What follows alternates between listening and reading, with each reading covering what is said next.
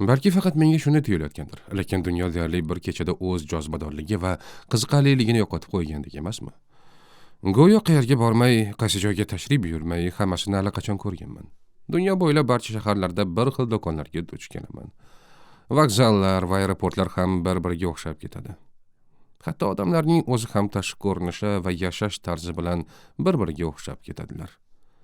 Hamma narsa xuddi zavoddan chiqqandek, o'ziga xoslik va betakrorlik tobora yo'qolib borayotgan fazilatlarga aylanib qoldi. O'zimizni ovuntiradigan narsalarimizning katta qismi esa takrorlanadigan, haddan tashqari ko'paygan mahsulotlarga o'xshaydi.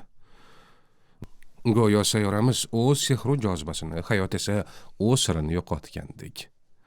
Dunyo bir paytlar jumboqlar va sirlarga ma'lum ulkan makon kabi tuyulgan bo'lsa, hozir go'yo yirik bir-biriga ulangan savdo markaziga aylanib qolgandek. Bu yerda har bir kichkina nuqta, har bir muhim maskan do'kon vitrinasida turgan mahsulotlardek ko'z-ko'z qilinadi. Haqiqiy sarguzasht va kashfiyotlar o'tmishda qolgan, tajribalar esa do'konlardagi tayyor qadoqlangan. Ovqatlar singari tovarlashgan, ya'ni sotib olinadigan mahsulotga aylangan. Va biz o'zimizga savol beramiz. Hayratlanishga nimadir qoldimi o'zi? Nimani kashf etish mumkin? Qaysi tajribalar chindan ham qadrli va qalbimizning eng tub qatlamlariga tegishli? Shunchalik globallashgan texnologiyalar tufayli kichraygan va sirliligidan mahrum bo'lgan dunyoda umuman ma'no qoldimi? Ushbu videoda nega bugungi hayot shu darajada tekis, xira va ancha hayajonsiz tuyulish haqida gapiraman. Sirlilik yo'qolishi. Dunyo bir paytlar siru sinoatga burkanganini yaxshi eslayman. Shuni ham unutmangki, men ulg'aygan 90-yillarda ham insoniyat texnologiyalarining ancha salmoqli qismiga allaqachon ega edi. Internet endigina paydo bo'layotgan, mobil telefonlar esa ommalashuvning ilk bosqichida edi. Bolaligimda atrofimdagi hamma narsaning bepoyonligi meni hayratga solardi. Koinot, somon yo'li, quyosh tizimidagi sayyoralar, jumladan o'z sayyoramiz ham. Hatto o'zim yashagan shahar ham menga ulkan makon bo'lib ko'rinardi. 10 yoshlarim atrofida ham hali kashf etadigan juda ko'p narsalar bor edi. Yer sayyorasi haqida, g'arb mamlakatlar, olis qit'alar kesib o'tilishi kerak bo'lgan ulkan okeanlar haqida-ku gapirmasa ham bo'ladi. Otamning Shimoliy Amerika haqidagi bir kitobi bor edi. Unda chiroyli suratlar va muqovada Nyu-Yorkdagi egizak minoralar tasviri bor edi. Men o'sha egizak minoralarga ularni o'rab turgan Manhattan manzarasiga uzoq-uzoq tikilib qolardim. U men uchun o'sha olis shahar haqida mavjud bo'lgan kam sonli manzaralardan biri edi. Men unga butunlay mahliyo bo'lgandim. Ancha yoshligimdan boshlab butun dunyo bo'ylab shaharlarga oid ma'lumotlarni ensiklopediyalardan izlab yurardim. Shahar xaritalariga esa mutlaqo oshno bo'lib qolgan edim. Hatto ularni sevimli mashg'ulot sifatida o'zim chizar edim. Chunki ular men uchun notanish joylarning ko'chalari, temir yo'llari va daryolarining shakl va shamoyilini ochib berardi. Bu joylar aslida qanday ko'rinishda ekanini tasavvur qilishga urinardim. Masalan, Madrid shahrini olaylik. Menda faqat xarita va ensiklopediyadagi kichkinagina surat bor edi xolos. Ispaniya poytaxti men uchun ham u yerda oldin bo'lmagan odamlarning aksariyati uchun ham asosan sirli shahar bo'lib tuyular edi. Dunyo shu darajada noaniq va tushunarsiz bo'lib tuyulsa-da, men uni ko'proq ko'rishni istardim. Aynan mana shu cheklangan ma'lumotning o'zi meni yanada intilishga undardi. Mendan tashqaridagi dunyoda nimalar borligi haqidagi o'ylasam, quvonardim. Shunchaki biron shaharning nomi va xaritadagi o'rni, madaniyat haqida ajib faktlar, shaharning aholisi soni va notanish shaharlar haqidagi shu kabi qisqa ma'lumotlar haqida o'ylashning o'ziyoq kishiga qandaydir ajoyib tuyg'u berardi. Shaharlar haqida qancha kam bo'lsam, ular shunchalik jozibali bo'lib ko'rinardi. Ular olis va nihoyatda sirli edi. Dunyoning o'zini esa ulkan, sehrli va hayajonli makon deb bilardim. So'nggi 20 yil davomida texnologiya shubhasiz hamma narsani o'zgartirdi. Ispaniya qirg'oqlarining istalgan nuqtasini batafsil ko'rmoqchimisiz? Shunchaki Google Street View dasturidan foydalanish kifoya. Hammasi ko'z oldingizda paydo bo'ladi. Istalgan sohil shaharchasini, mehmonxonalarni, restoranlarni, sayyohlik manzillarini ko'rib chiqishingiz, minglab suratlar, videolar va sharhlarni ko'rishingiz mumkin. Uzoq manzaralarni ko'rish uchun uy eshigidan chiqishingiz ham shart emas. YouTube ga kirasiz xolos. Borishni orzu qilgan joyingizga allaqachon borib kelgan yuzlab blogerlarni topasiz. Ular barchasini batafsil ko'rsatishadi. Ehtimol jonli efir ham chiqib qolar. G'alati, noma'lum, olis bir joyga ekspeditsiya qilish haqidagi orzungizchi? Bu orzu endi chilparchin. Bu yangi joyda nimagaki duch kelmang, bularning hammasi allaqachon butun dunyo nigohi uchun efirga uzatib bo'lingan. Bu xuddi shirinlik do'koni vitrinasidagi tizilib turgan tortlarga o'xshaydi. Kashf etishga nimadir qoldimi? Nimadan hayratlanish mumkin? Bir paytlar sirli va olis tuyulgan joylar endi smartfonimizdan buyurtma qilinadigan oddiy mahsulotga aylandi. Biz shunchaki ekrandagi tugmani bosamiz, samolyotga o'tirib boramiz va aynan kutgan narsamizni ko'rib qaytamiz. Millionlab odamlar bizdan oldin ham shunday qilishgan. Yana millionlab odamlar bizdan keyin ham xuddi shuni takrorlayveradi. Albatta, bu sayohat butunlay mazmunsiz degani emas. Biror joyda o'zingiz bo'lib, u yerdagi muhitni, kayfiyatni, tovushlarni va hidlarni his qilish bilan o'sha joy haqidagi videoni ko'rish o'rtasida baribir katta farq bor. Lekin texnologiya sayohatni ham, umuman hayotni ham ko'proq tijorat ruhidagi ruhsiz bir narsaga aylantirib qo'ydi. Ko'p narsa osonlashdi, lekin ularni mana shu mazmundan mosuvo qildi. Ma'naviy ishsizlik. 20-asr boshida tug'ilgan norvegiyalik pessimist faylasuf Peter Zaffe texnologiyaning odamlar hayotiy tajribasiga ko'rsatadigan vayronokor ta'siri haqida allaqachon yozib ketgan. U texnologiya odamlarni noaniq, oldindan aytib bo'lmaydigan sinov va qiyinchiliklarga to'la dunyoda yashab qolish uchun bajariladigan ma'naviy mehnatdan mahrum qilayotganini aytib, buni ma'naviy ishsizlik deb atagan. U hatto kashf etilmagan, xaritaga tushmagan hududlarni uchuvchi apparatlar bilan o'rganishni ham jinoyat deb hisoblagan. Chunki bu inson uchun zarur bo'lgan ko'plab tajribaga oid imkoniyatlarni yo'qqa chiqaradi. Men yaqinda ommaviy turizm markaziga aylanib qolgan Tokioda bo'lgan sayohatim haqida o'ylayapman. Chet ellik nuqtai nazari bilan qaraganda Tokio Osiyoning uzoq sharqida joylashgan olis maskan bo'lsa-da, bugun u yerga borish juda oson. Smartfoningizni qo'lingizga olasiz, chipta buyurtma qilasiz, mehmonxonaga bron qilasiz va uchib ketasiz. Tez, xavfsiz, qulay. Ko'ngil yana nimani tusashi mumkin. Endi tasavvur qiling, siz 18-asrda yashayotgan amsterdamlik odamsiz va Tokioga yo'l olmoqchisiz. Aytgancha, o'sha davrda Tokio Eda nomi bilan aytilgan.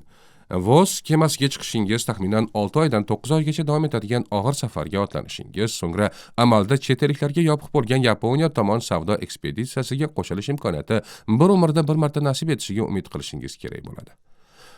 Tokiogacha bo'lgan bunday safar uzun va xavfli edi.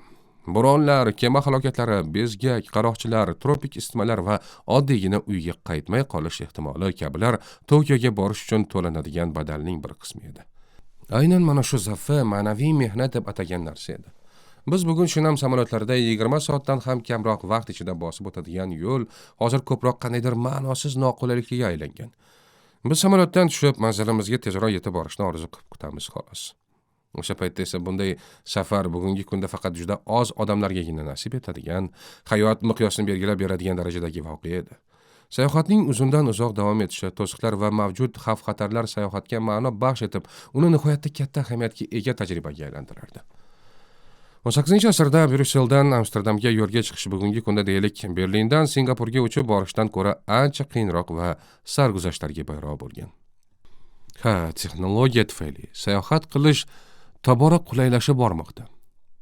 Lekin biz shu bilan birga juda qimmatli tajribalarni ham boy beryapmiz. Bir paytlar sarguzashtlarga, kutilmagan burilishlarga va mavhumlikka limmolim bo'lgan safarlardan keladigan mazmun va qoniqish hissi endi yo'q. Endi bu hisni sog'inamiz xolos. Hayotdagi boshqa narsalar haqida ham shunday desak, to'g'ri bo'larmikin har holda. Masalan, yigit va qizning tanishuv jarayonini olaylik. 17 yoshligimda bizda MSN, Messenger va elektron pochta bor edi. Xolos, onlayn ijtimoiy aloqalar bundan ko'ra ko'proq rivojlanmagan edi. Tinder singari tanishuv ilovalari yo'q edi. Kim bilandir onlayn tanishish esa faqat g'alati odamlarga xos ish hisoblanardi. Mening yoshimdagilar ham har juma oqshomlari boradigan, o'tirib suhbatlashadigan, o'ynab kuladigan va nihoyatda arzon ichimlik ichadigan joylar bo'lardi. Kim bilandir tanishmoqchi bo'lsangiz, aynan o'sha joy va o'sha payt siz uchun eng keraklisi bo'lardi. Shuning uchun ham turli voqealar ro'y berardi. Bunday joylardagi yigit-qizlarning ko'pchiligi fursatdan foydalanib qolardi, chunki ularning cho'ntaklari va sumkalarida yuzlab Tinder dasturidan topilgan juftlar yo'q edi. Tanishuv miqyosi cheklangan edi. Asosan yashayotgan shahrim va atrofdagi bir necha qishloqlardagi odamlar bilan tanishish imkoniyatim bor edi xolos. Ammo shuning o'zi yetarli edi. Mana shu tanlovning cheklanganligi bizni bor narsani ko'proq qadrlashga va qarama-qarshi jins vakillarining e'tiboriga ochiqroq bo'lishga majbur qilardi. Bo'lajak juftingizga yaqinlashish bir paytlar qandaydir sehrli lahzaga o'xshardi. Ko'chaga chiqasiz, ko'zingizga yoqimli bo'lib ko'ringan kishini uchratasiz. Nigohlar to'qnashadi, ichingizda bir uchqun paydo bo'ladi. ularning harakatlarini, tabassumini kuzatasiz. U kim ekan deb o'ylaysiz. Salom deyishga jur'at to'playsiz va yuzma-yuz rad javobini eshitib qolish xavfiga tayyor turasiz. Endi esa bugungi kunga nazar tashlaylik. Tanishuv ilovalari odamlar bilan haqiqiy hayotda uchrashishning tabiiyligini yemirib yubordi. Ular ehtimoliy juftliklarni oddiy mahsulotga aylantirib qo'ydi. Go'yo insonlar tugamaydigan konveyer lentalarida oldimizdan o'tib borayotgandik. Biz esa ularning orasidan eng zo'rini tanlashga urinib ko'ramiz. Lekin shu paytning o'zida undan ham yaxshiroq variant allaqachon yo'lda ekanligini bilamiz. Bu ilovalar bizga ulkan global tanishuv maydoniga kirish imkoniyatini berayotganini inobatga olsak, odamlarning tanlov paradoksini boshdan kechirayotganligi ajablanarli emas.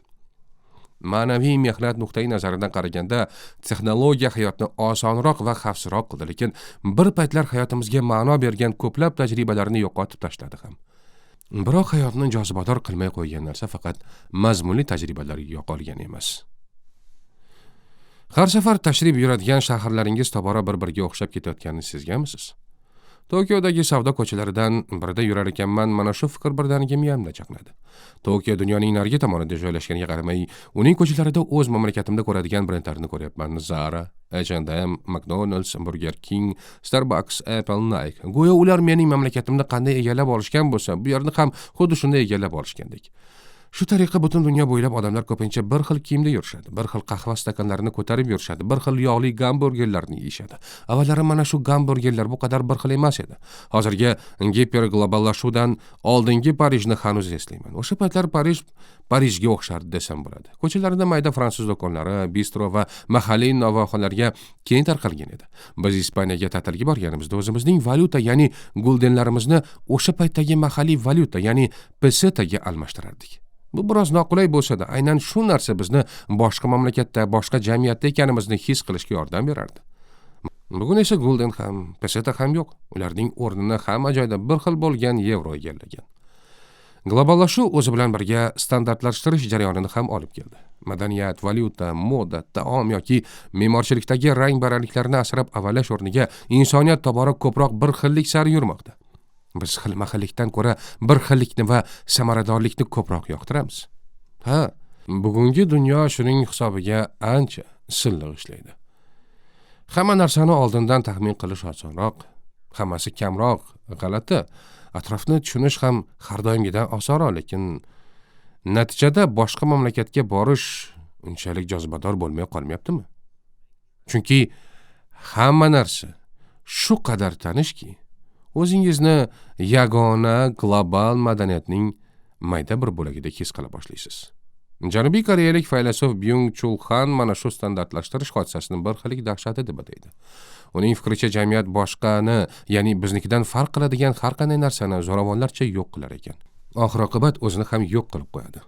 Bu bir xillikni bugungi algoritmlarda ham yaqqol ko'rish mumkin. Ular bizni doim bir xil turdagi kontent bilan boqadi. Bizga har doim o'z qiziqishlarimizga mos seriallar, bir xil mahsulotlar, tanishuv ilovalarida bir xil turdagi odamlar, siyosiy qarashlarimizga mos keladigan bir xil fikrlar uchrayveradi. Natijada biz faqat o'zimizga o'xshaganlar yaratgan kontentni iste'mol qilib, bexosdan o'zimizni o'zimiz yakka fikrli shaxslarga aylantira boshlaymiz. Han shunday deydi. Odamlar hamma joylarga sayohat qiladilar, ammo hech narsani boshdan kechirmaydilar. Ular hamma narsaga ko'z yugurtiradilar, ammo hech bir narsa ularning idrokiga borib yetmaydi. Axborot va ma'lumotlarni to'playdilar, ammo hech qanday bilimga erishmaydilar. Sarguzashtlar va qiziqishlarga chanqoq bo'ladilar, ammo doimo bir xilligicha qolaveradilar. Onlayn do'stlar va obunachilarini ko'paytiradilar, ammo hech qachon boshqa bir odam bilan real hayotda uchrashmaydilar. Ijtimoiy tarmoqlar ijtimoiylikning mutlaq 0 darajasini tashkil qiladi. Bir xillikning ortib borishi va bizning notanish narsalardan qochib, doimo allaqachon tanish bo'lgan narsalar, o'zimizga o'xshagan odamlarga intilishimiz tufayli hayotimiz tobora torayib bormoqda. Tajribalarimiz qisqarib boryapti. Ajablanarli emas. Hamma narsa tekis va kulrang. Ma'nosiz bo'lib tuyula boshlaydi. G'alati va o'zimizgidan farqli bo'lgan narsalardan tobora ko'proq cho'chiy boshlaymiz. Dunyo bilan chinakam yuzlashish o'rniga biz ham boshqalar singari bir xil fast foodni iste'mol qilish bilan cheklanib qolaveramiz. Tomosha qilganingiz uchun rahmat.